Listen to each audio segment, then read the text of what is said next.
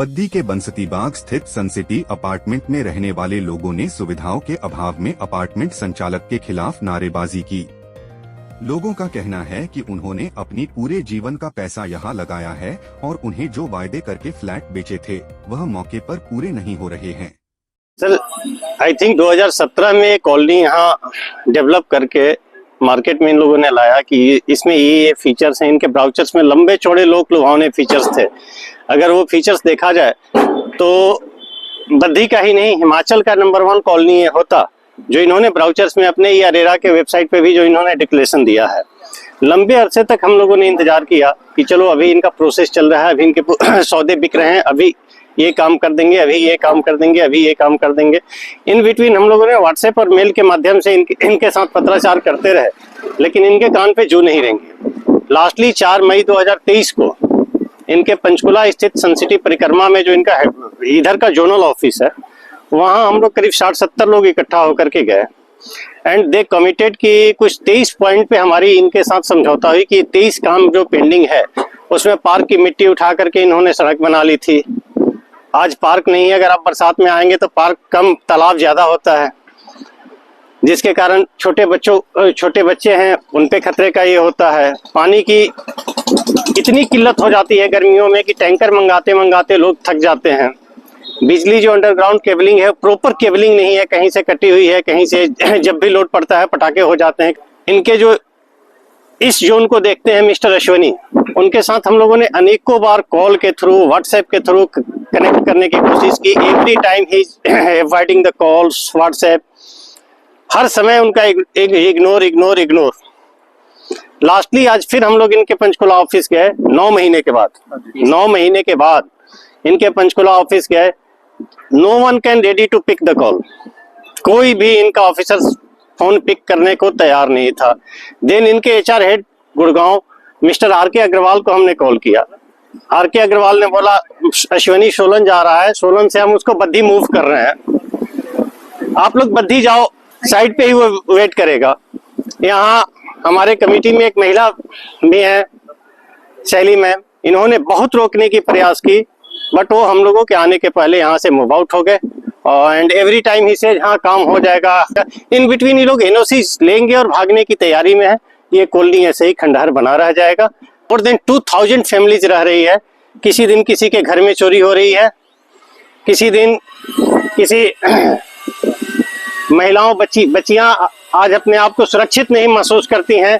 पार्कों में लोग बैठ करके शराब पी रहे होते हैं। ये स्थिति है आज इस कॉलोनी की।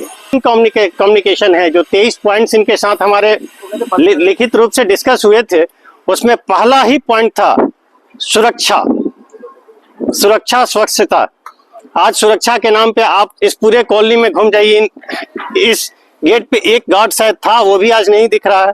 इन्होंने हमें आज भी बताया है, on record call video recording में है, इनके ऑफिस में हमें बोला गया कि भाई वहां तो 5 गार्ड डे शिफ्ट में है, 5 गार्ड नाइट शिफ्ट में है, लेकिन हमें तो 2 ही गार्ड ही आज तक, वो भी कभी कभी दिखे।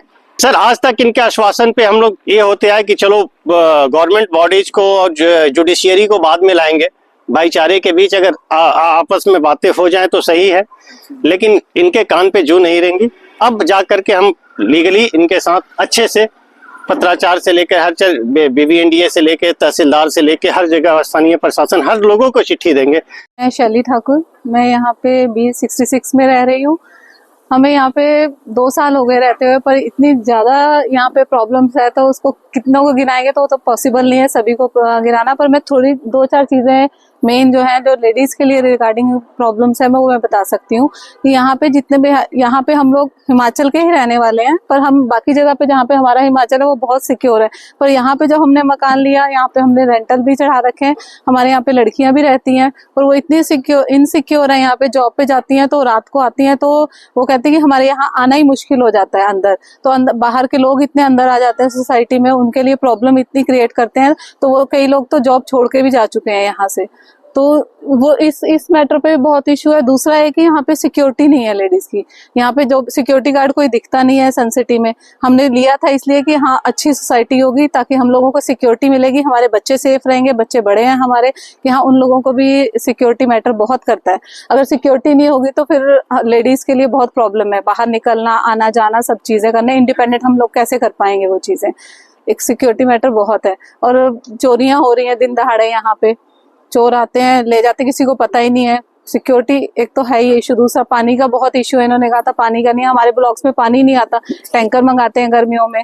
बिजनेस क्या चलेगा। हम लोगों ने यहाँ किया था कि हाँ लोन लेके मकान बनाए हुए कि वहां से इंस्टॉलमेंट लिखेगी, लड़कियां रूम खाली कर जाती हैं इसी रीजन से। तो सिक्योरिटी अगर सिक्योरिटी नहीं होगी तो फिर रूम कैसे चढ़ेंगे यहाँ पे, और फिर रूम नहीं होंगे तो फिर बिजनेस कैसे, फिर हम इंस्टॉलमेंट्स निकालना, इतना इन्वेस्टमेंट किया, कैसे हम लोग उसको चीज को क्लियर करेंगे।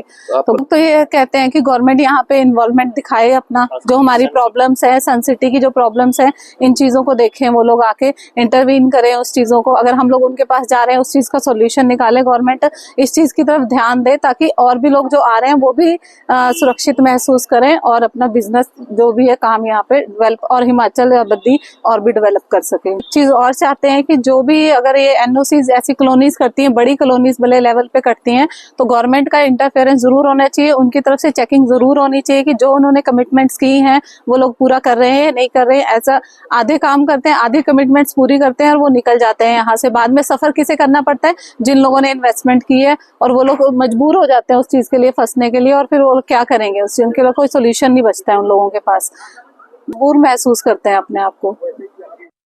बद्दी से कैमरामैन युगमार्ग टीवी।